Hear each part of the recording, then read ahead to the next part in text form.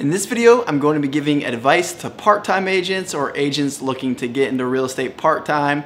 So stick around all the way to the end because I'm going to give you the #1 tip that I have. So you're not going to want to miss that.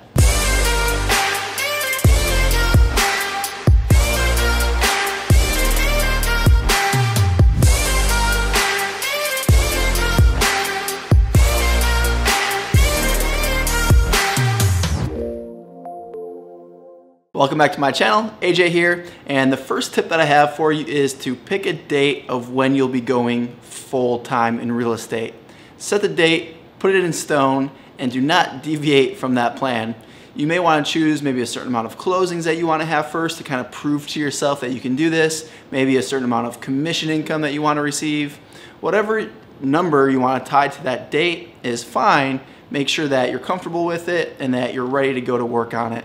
And the one thing I want to point out too is do not move that date. Like, it's in stone, so do whatever it takes to work as hard as you can toward that date. The next tip is to create your schedule. I want to teach you a concept called time blocking. It's very simple. Start with the most important things that you can't miss and write them in your schedule. So maybe it's you got to pick up your kids from school, maybe you have date night, whatever it is, just put that in your schedule. Actually write it in. I would go to Amazon. For less than 10 bucks, you can get a great planner and get one that has 15-minute time increments. I found those that work the best, and it's a full page. And actually write in, pick up kids from school, from 3 to 5. I don't have kids in school, so I don't know how long that takes. But put a rectangle around it and color it in because you cannot erase that. It's there. You have to be there. So family's most important, so make sure they're in there first. Then your current job. You got to still give your full focus and intention on your current job because it wouldn't be fair to your employer to do otherwise. So write in all the commitments you have for your current job. And then lastly, write in when you'll be working on your real estate business. It's important that you time block in these real estate activities, most important being the income producing activities, the IPAs. So these would be lead generation first and foremost. Then it would be going on appointments, and then time for maybe negotiating contracts, preparing for appointments. And it's very simple. As a new agent, that's really all you have to focus on. So write those activities in. What I would look at doing is having times in your calendar where you can go on appointments in the evenings after work if it's a day job. And then have all of your lead generation activities maybe on the weekends or your free days. And then maybe you can do 1 or 2 appointments after you're lead generating, and you can do all your follow-up during the week. So during the week, in the evenings, I would have maybe 30 minutes set aside for follow-up, and then on the weekends have your new lead generation activities take place. So let's just say you work a typical 9 to 5, Monday through Friday. Saturday and Sunday, I would do anywhere from 3 to 6 hours of lead generation each day with a little bit of lead follow-up on the end of it, maybe about a half hour. And then throughout the week, don't worry about doing any new lead generation, just do your follow-up. Follow up with those existing leads that you've created. And then evenings and weekends are for appointments. So just map it out so you know what it looks like. And you might be thinking like, well, I don't know like if I'm going to have appointments, so how do I put that in? Just reserve the time. And if you don't have an appointment, say you set Thursday from 5 to 6, you're going to have a listing appointment and you didn't have one or one canceled, just fill that time with more lead follow-up or maybe new lead generation or maybe preparing for Friday's appointment. Just if it doesn't happen, if that appointment doesn't happen, use it for other real estate activity, but make sure you're not like doing things like creating a Facebook page or like setting up a business Instagram. Focus on income producing activities, lead generation, going on appointments. That's it. All the marketing type stuff can be done later. The third tip I'm going to give you is start to build leverage in your part-time business. Even though it's a part-time business, it doesn't mean you can't start to hire people. Now we live in a society where you can hire people from all over the world. Virtual assistants in the Philippines are typically anywhere from like $4 to $6 an hour, and that's a really great wage for them, and they're college educated. So even for as little as $4 to $6, you can start to hire a virtual assistant. I have a virtual assistant now that's been with me for 2 years. He's amazing, love him, so grateful for him. He does an excellent job. And what I found, because I have other virtual assistants, just hired a second one, they do an amazing job. They're well trained. A lot of them are college educated, and they're coachable, most important, right? So don't be afraid that you can't hire someone just because if they're here in the US and because the cost of living here is higher, that you can't hire somebody. Think about how could I hire maybe somebody overseas. And what's cool is there's an amazing company that I like to use. It's called Online Jobs. I have a link in the description where you can sign up and you can actually go directly to the source. Virtual assistants will post their resumes on this platform and you hire them directly versus using a company like MyOutDesk or Upwork, where there's a middleman, so they're getting a cut of what you're paying the VA, so it's more expensive. I would go directly to the VAs in the Philippines and hire through Online Jobs. Again, link in the description to go ahead and sign up there. Some of the things that virtual assistant might be doing is posting on social media for you, maybe helping manage your database. Maybe they're sending out some thank you notes. If you're wondering how they do that from the Philippines, there's different services that I recommend that will be also posted in the description below on how to send out cards on using a platform versus handwriting them out. And there's just so many things they can do. I would keep it easy. I'd hire them part-time, 20 hours a week. So you're not gonna be spending a lot. I mean, let's just say you're paying them $5 an hour.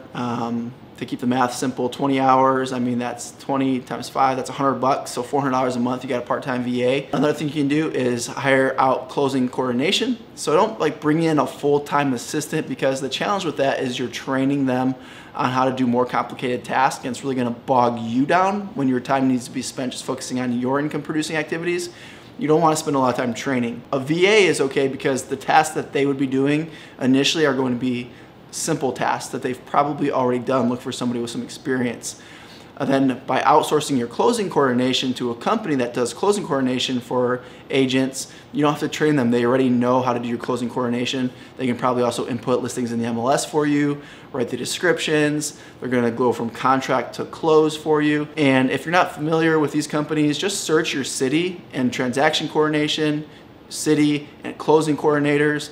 Those are some key terms that I would be looking for, and I'm pretty confident that you can find either a local company or maybe a company that's in your state, or maybe even a national company that's also familiar with your state and local processes. So outsource closing coordination, like do that for sure. They usually charge $300 to $400 per transaction and get paid at closing. So it's a win-win. You don't need upfront money to hire them, they get paid at closing. So hire a closing coordinator for sure, and if you need more leverage, hire a virtual assistant. So those are some tips around how to create a schedule, how to build some leverage in your business. But I want you to ask yourself, like, how committed are you to your real estate career? If you're just dabbling and you're just like, hey, I'm a teacher, and if I could just sell a couple houses a year to supplement my income, well, then you probably don't need to be doing a lot of stuff that I'm talking about. Just from friends and family, you should be able to close a couple homes a year. But if you're looking to become a full-time agent eventually, ask yourself, how committed are you? If you're truly committed, then what I'm going to say next may resonate with you. Start thinking about how could you scale back your lifestyle so you could go full-time sooner. You could maybe sell your house, downsize if you have an expensive home. If you're living in a $500,000 house, could you live in a $250,000 house?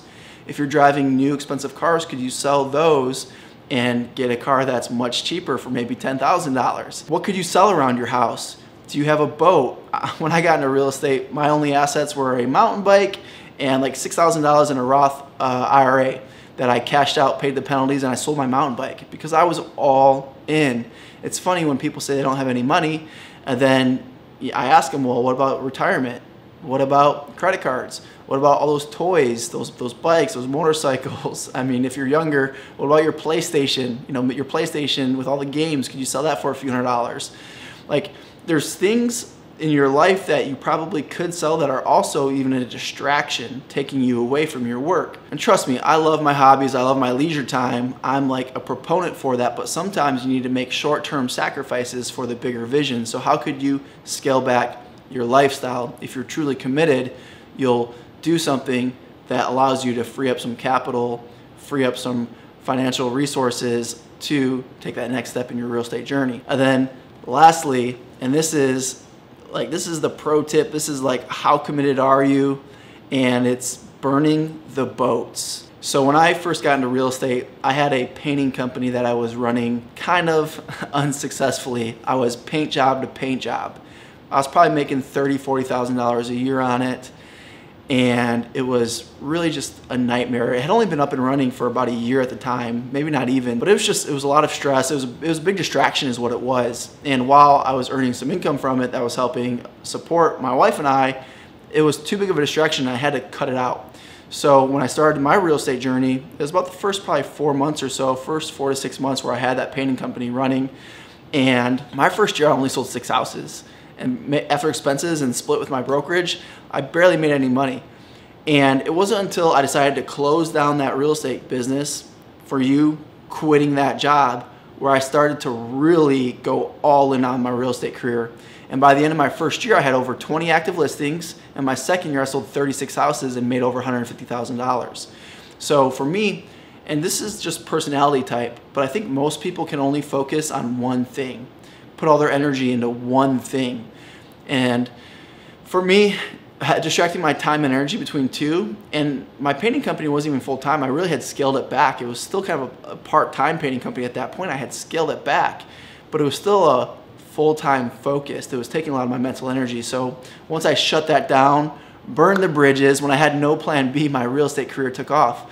I find oftentimes when you only have a plan A, you do things at that next level to really succeed. And I find more often than not, agents who stay in the part-time phase as a real estate agent, they fail. They never make it to full-time. They just completely quit altogether because they're not getting the success that they want.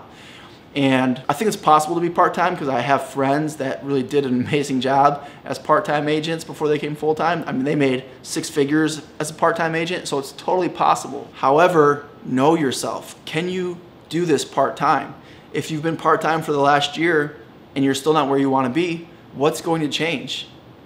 Maybe you can try the tips that I shared in this video first, and if still you're not there, maybe you got to go and burn the bridges, burn the boats. So hopefully this video was helpful to you. I know for me, when I was just dabbling in real estate, I was stealing from my future, because the sooner I cut off all other options, I mean, decide means to cut off all other options. So I think it's important that you go all in on real estate sooner than later. And one more thing, it's funny. I've heard this advice, a lot of brokers and managers will say, save up a year's savings before you go full-time. Save up 6 months.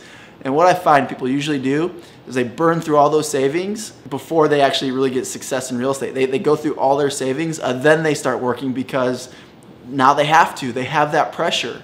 They're at rock bottom, so now they go out and make it happen. When they had the cushion, they still weren't taking it serious. So even if you work for a year, save up a year's living expenses, then go full-time, then you're gonna go through your savings before you really kick it into gear and become successful. So the point to all of this is go all in, go full-time as soon as possible, use the strategies that I taught, whether you're a full-time agent or part-time, and make it happen. Because if you have big dreams of unlimited income potential and being your own boss, you got to do this. You got to go in now. You owe it to yourself. You owe it to your family. And if you think you got some value from this, hit the thumbs up button on the video. That would really help. And subscribe to the channel, guys. We'll see ya.